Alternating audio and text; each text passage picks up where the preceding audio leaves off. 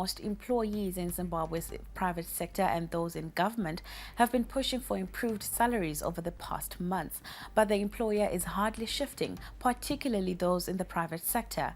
A recent survey by a local think tank shows that most employers have not adjusted their employees' salaries since last year.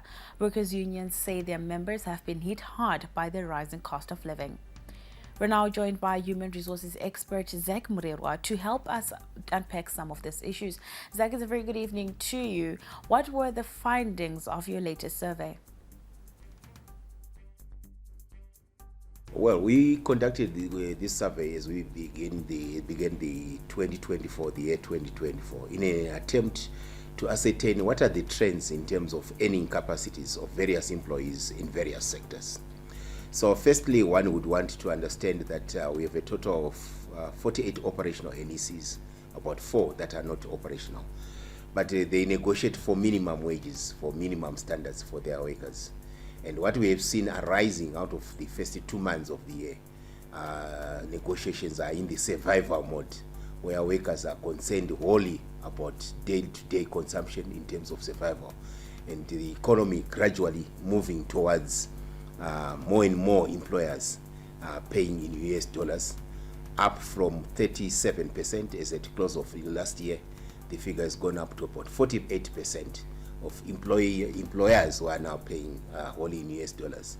The bulk of them obviously is a combination of both RTGS or a local currency and US dollars. So what were the salary scales from your survey? Right, so from the survey, we are looking basically at minimums. As I've said, we have a total of just over 48 national employment councils. The highest paying sectors being probably mining, insurance.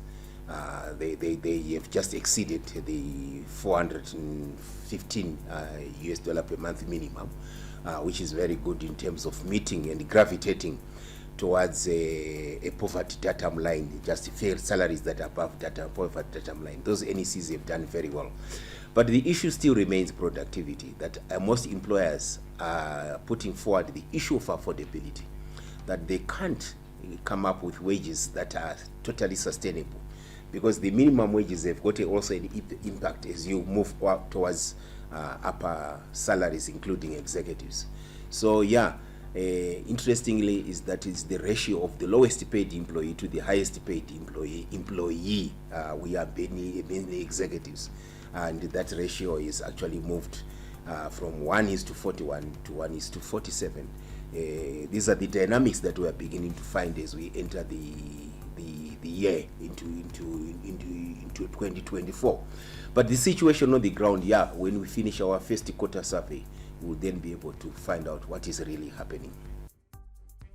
So now, in your view, why are employers insisting on paying salaries below cost of living scales?